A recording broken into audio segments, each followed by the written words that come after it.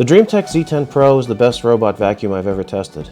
And because I just said that, I'm going to start this video by discussing some of the things I don't like about it. I'll start with the app. It's very stable and very bug-free, but it's very basic. It has every feature you'd need, but not every feature that you might want. For example, there are no Google or Alexa commands. There are no customizable savable clean zones. You have to set a zone each time you want to send it to a place that isn't a room. And its object recognition is not on par with the camera-based AI robots. However, aside from that, it's pretty amazing. Now, let's get into some tests and we'll see why.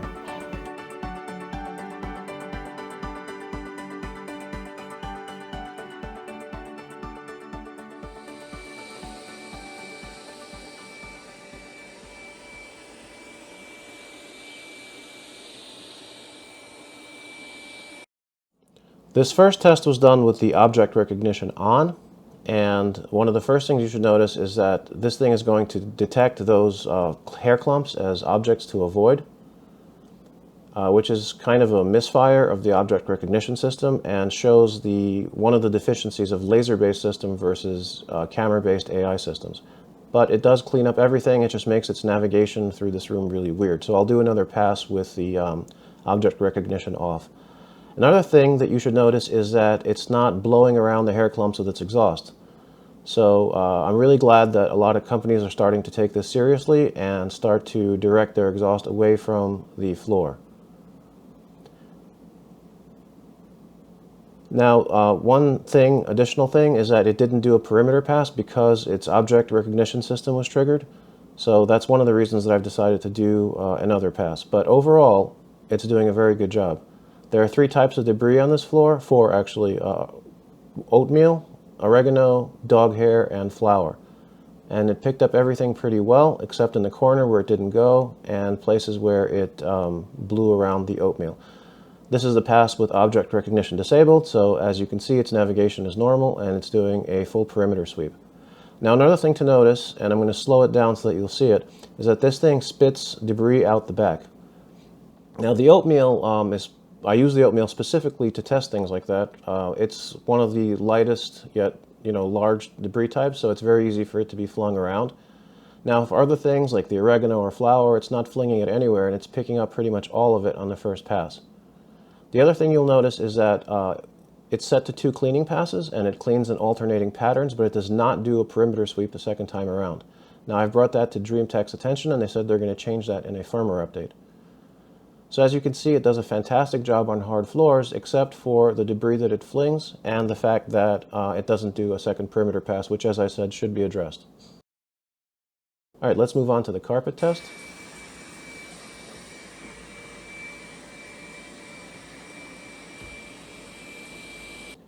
Now, this robot surprised me. I haven't tested a robot that was really good on carpet since the Ecovex T8 AIVI and, of course, the Roomba S9. Usually robots are good on hard floors and mediocre on carpets, but this one, as you can see after even the first pass, is exceptional. With pass 2, it gets pretty much everything. Now, of course, this is a low pile rug, so different carpet types may have different results, and I don't have the capability to test deep cleaning yet, which will change in a little bit. But for now, all I could show you is surface cleaning on low pile carpeting. And the results are spectacular. And this is basically the best result I've ever had on this channel. It left almost nothing behind. This is officially the new king of low pile carpet cleaning, at least in my arsenal. Okay, so I've been very curious about laser-based object avoidance, and this is the first robot that I've tested that uses it. Some reviewers and owners have said that laser-based stuff is better than camera stuff. I don't think that's true, and these tests confirm that. Here, I'm going to show you that because of where the laser is positioned, this robot had no chance to see that shoelace. But it recognized that it was stuck and was able to free itself, which is pretty great. Now, as good as it is avoiding cords and laces if they're positioned correctly, again, because it came around that sneaker, it couldn't quite see it in time because of where its laser sensor is facing. But as good as it is around cords, it's not so great around pet waste. Yeah, so if you need a robot that avoids pet waste, this is not it. If it's big enough, like that light colored one that it's about to pass, it'll see it and avoid it. But if it's small, low to the floor, it will ignore it. Now that might be something that DreameTech can change with a firmware update, and it might not be, I don't know, because after this test I tested the Nebot Q11 and that exhibited the exact same behavior. So it might be inherent to laser-based object detection, that they can't recognize things that are shaped like pet waste but are low to the floor. So this was on medium setting, so I'm going to do another pass on high setting. This time I positioned the shoelace to give it a chance to see it. And high setting really didn't change anything. Still did a great job with the cord and of course the shoelace now that it was able to detect it because of the angle of where it's positioned. But it exhibited pretty much the exact same behavior for this fake pet poop.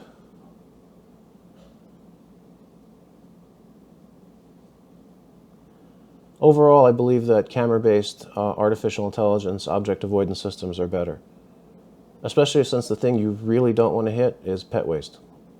Cords, you know, if your robot gets tangled in a cord and doesn't finish the cleaning run, it's not a big deal. You just free it, put the cord away, and have another run. But if it smears pet waste all over your house and all over itself, that could be catastrophic.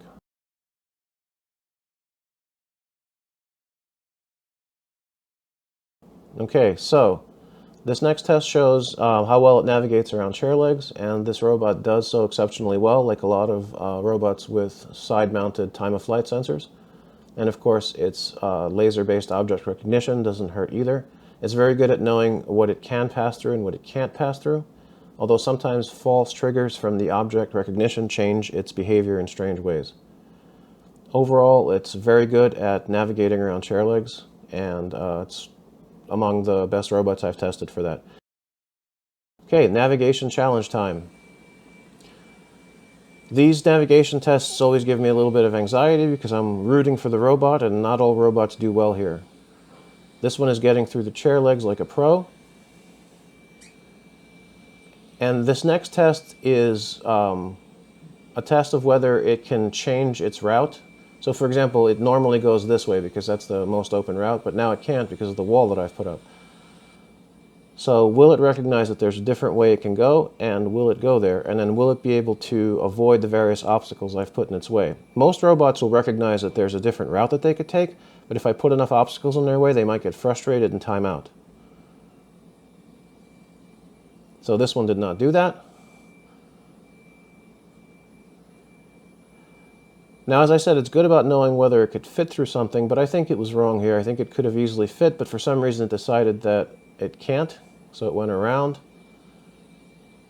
avoided my fake cat, and it's free. An exceptional performance in navigation. I don't normally do hair tangle tests because I have a dog that sheds a lot, so normally what I do is I just have it clean a room where there's a lot of dog hair, and then I look at what's going on. And this robot seems to be particularly resistant to hair tangles. This is a brush from a Nebot. They're particularly prone to hair tangles. This is after a few days, obviously. I think maybe 3 or 4 days. And this is how much you would expect. To be fair, let's say 5 days. I don't really remember the last time I cleaned it. This is how much dog hair I expect on a brush after 5 cleanings. After 1, it would obviously be a lot less than this, but it would still have some. So I don't want to knock Nebots, they're great robots, but they are prone to hair tangles, and it might be because the brushes are very fuzzy. So this is after 1 cleaning.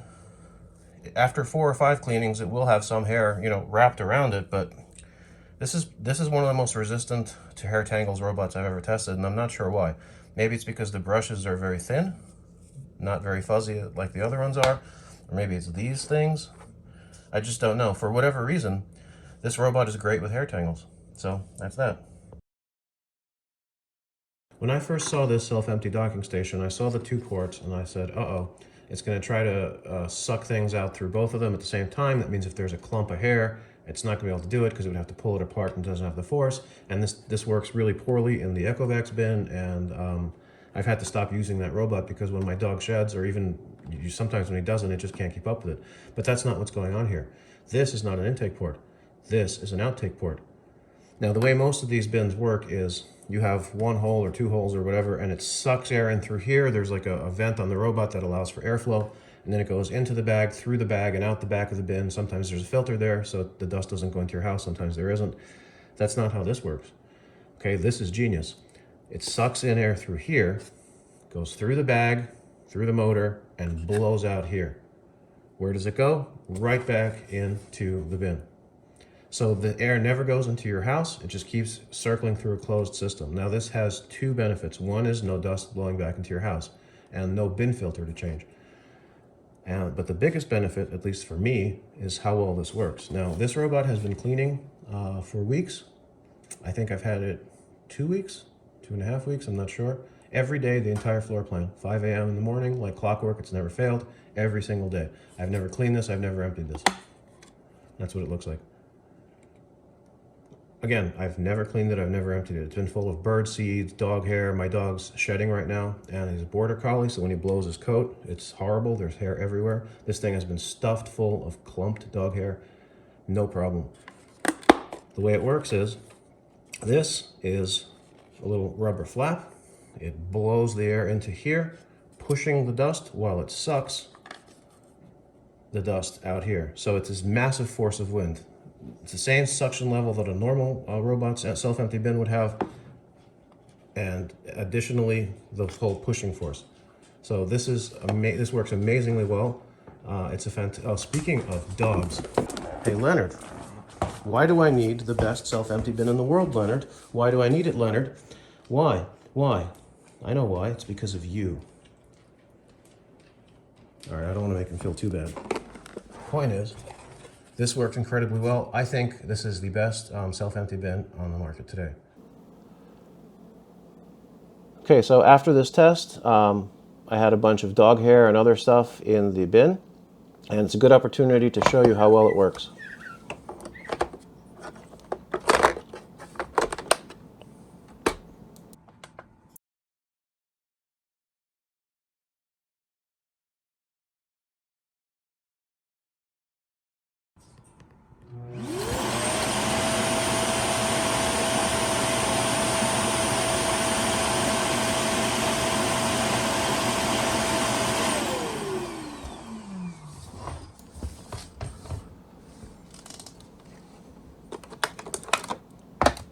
As you can see, it's almost completely empty. This bin behaves this way with any type of debris that I've tested it with. The only thing it leaves behind are things that get stuck in corners and crevices, which then get shaken around and cleaned in later cleaning passes. All right, here it is, full of dog food. Now I could fit a little more dog food in here, but that would be like an overflow state where I wouldn't be able to tip it in its normal position without some of it falling out. So this is about as much as will fit in here, and it's about as much as the robot can ever collect on its own, so I think it's a fair test. And I don't expect it to get all of it out because some of it will get stuck in these little crevices on the side, but that's okay. Stuff that gets stuck there gets sucked out in later jobs because it bounces around back into the middle. So let's see how it does.